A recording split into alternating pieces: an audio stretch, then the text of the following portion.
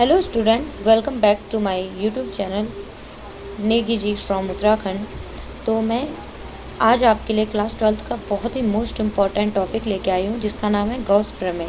तो मैं यहाँ पे आपको क्लास 12th की वीडियो जो फिजिक्स की है एक से मतलब टॉपिक 1 से पढ़ा रही हूँ। तो मैंने यहाँ पे इम्पॉर्टेंट टॉपिक 1 जो लिया है वो है गॉस प्रमेय। तो ये प्रमेय आपका बहुत इम्पॉर्टेंट है। इसमें आपको प्रमेय लिखने ही नहीं है, प्रमेय को सिद्ध भी करना है। तो ठीक है, तो चलिए वीडियो को स्टार्ट करते हैं। और क्लास 12th क्लास 10th कोई भी एनसीईआरटी सॉल्यूशन के लिए आप मेरे चैनल को सब्सक्राइब कर सकते हैं। जहाँ पे डाउट हो कमेंट बॉक्स में जाके कमेंट जरूर करें कि आपको कहाँ पे डाउट है और कौन कौन से टॉपिक की वीडियो बनानी है। वैसे तो जितने भी मोस्ट इम्पॉर्टेंट टॉपिक्स हैं उन सभी पे आपको वीडियो मिल जाएगी और क्वेश्चन भी इस चैनल पर अपलोड हो जाएंगे। तो यहाँ पर मैंने क्लास 12th का फिजिक्स से स्टार्ट करा है शुरू से, जो कि मेरा पहला टॉपिक है। और इसके बाद आपको यहाँ पर जैसे मैंने लिखा है वैसे ही अपनी कॉपी में लिख के आपको लिख कर याद करना है। जितना आप लिखने की प्रैक्टिस करोगे आपको उतना ही जल्दी याद होगा। तो क्वेश्चन भी इसी बेस पे होंगे। फ़िलहाल हम इस टॉपिक की ओर ध्यान देते हैं। ये जो 4 या 6 या 8 नंबर में पूछा जाता है तो आपको ये गॉस प्रमेय याद करके जाना ही है। तो चलिए स्टार्ट करते हैं अपने गॉस थ्योरम को। इस प्रमेय के अनुसार किसी बंद पृष्ठ से होकर गुजरने वाला वैद्युत फ्लक्स उस पृष्ठ द्वारा घिरे कुल आवेश का 1/ε0 होता है। यहाँ पे F नहीं लिखना है, ε0 होता है। और यह बंद पृष्ठ गॉसियन पृष्ठ कहलाता है।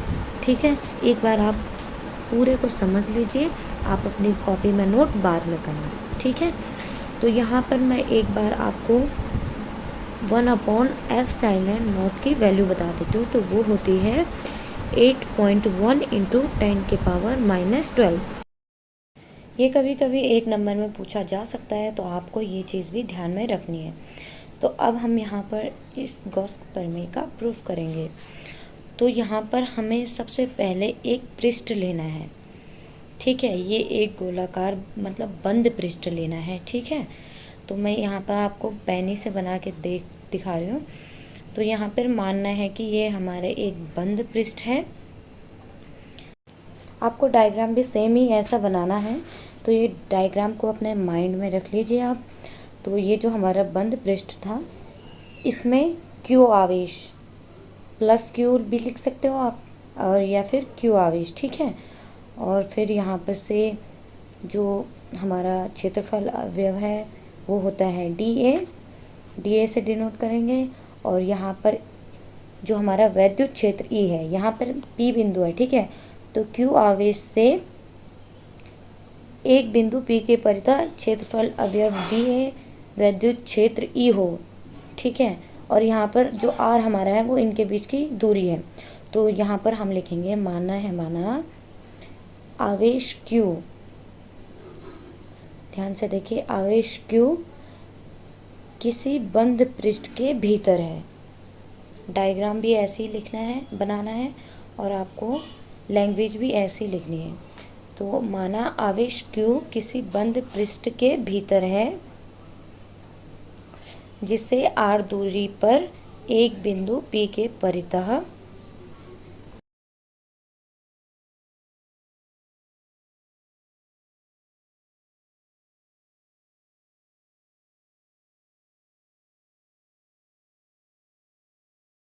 एक क्षेत्रफल अवयव dA है, जिससे r दूरी पर एक बिंदु P के परितः एक क्षेत्रफल अवयव dA है। यदि बिंदु आवेश Q के कारण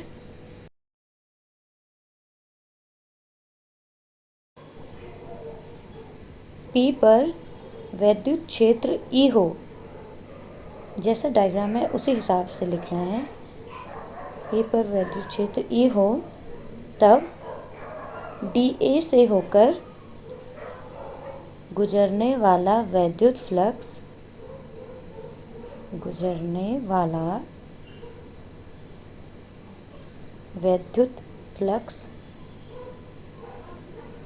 d फाई ई बराबर ई डॉट डी ए, ऊपर से बाहर लगा देंगे, जो कि एक अदिश राशि है। ठीक है, इसको आप नीचे वाली लाइन में भी लिख सकते हैं और ऐसे भी लिख सकते हैं। तो चलिए अब जो हमारा डी फाई ई था उसे लिखते हैं। तो डी फाई ई बराबर ई बार डॉट डी ए पे बार लगाना है। तो d phi E is equal to हो जाएगा E d A cos theta. ठीक है, जहाँ थीटा ई तथा डी ए के मध्य का कोण है, ये आपको ध्यान में रखना है। इसको भी आप लिख सकते हैं, जहाँ थीटा ई तथा डी ए के मध्य का कोण है। ठीक है, अब हम लिखेंगे बिंदु आवेश Q के कारण P पर वैद्युत क्षेत्र, वैद्युत क्षेत्र बोले तो E, यहाँ पर हम वैद्युत क्षेत्र को E से डिनोट कर रहे हैं, तो यहाँ पर हम E की वैल्यू निकालेंगे।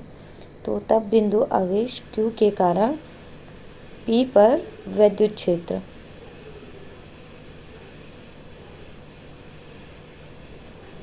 तो E is equal to 1/4πε0 Q/r²।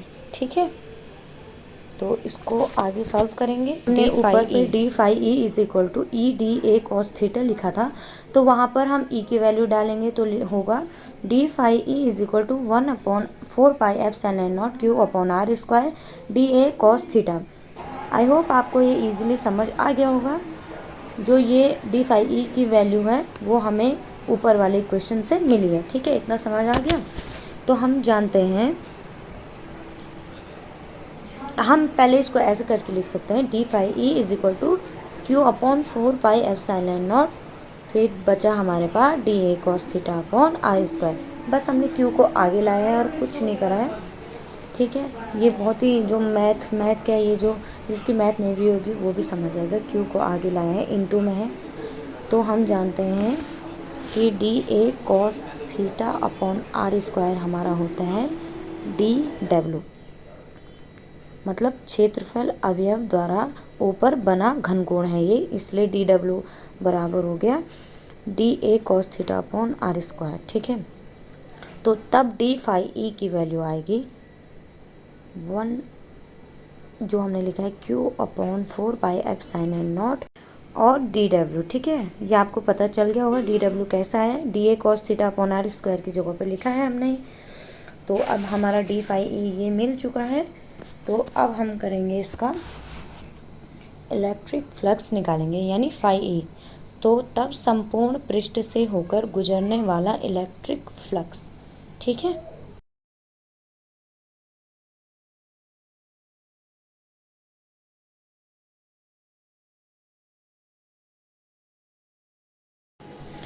तो यहाँ पे हमें फाई ई निकालना पड़ेगा। Phi E is equal to होता है इंटीग्रेट डी फाई ई। ठीक है, डी फाई ई को हम इंटीग्रेट करेंगे तो फाई ई की वैल्यू मिल जाएगी। तो हमें डी फाई ई की जगह पर उसकी वैल्यू डालनी है, जो कि है Q/4πε0 डी ओमेगा। ये डी डब्ल्यू नहीं है, डी ओमेगा है।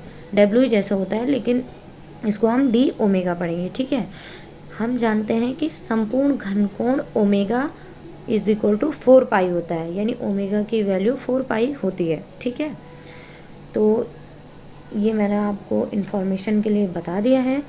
तो देखिए, तो phi A is equal to होगा Q/4πε0, जो डी ओमेगा है इसका इंटीग्रेट करेंगे हम तो ये सिर्फ ओमेगा ही आएगा, क्योंकि हमारा Q/4πε0 एक कांस्टेंट है, तो ये ऐसे ही बाहर आएगा, एज इट इज़ बाहर आएगा, और डी ओमेगा का सिर्फ ओमेगा होगा। अब यहाँ पे phi E is equal to हम लिखेंगे Q/4πε0 और ओमेगा की जगह पे लिखेंगे 4 पाई। ठीक है, इजी समझ आ गया हो गया आप लोगों को। तो डी फाई ई की वैल्यू होगी Q/4πε0, 4 पाई से 4 पाई कैंसिल हो चुका है। तो जो ये वैल्यू आई है फाई ई की, इसी को हम गॉस की प्रमेय कहते हैं, और ये आपको कभी 4, 6 या 8 नंबर में पूछ सकते हैं। तो आप अपनी कॉपी में अब इसको लिख लीजिए, मतलब वीडियो देख के वीडियो को पॉज करके आप इसको लिख लीजिए और जितनी हो सके उतनी प्रैक्टिस करिए। अगर समझ नहीं आया तो कमेंट बॉक्स में जाके कमेंट करिए। और ऐसे ही नए नए टॉपिक के लिए आप मेरे चैनल को सब्सक्राइब कर सकते हैं। और एनसीईआरटी के सारे सॉल्यूशन के लिए आप मेरे चैनल पर वीडियो देख सकते हैं।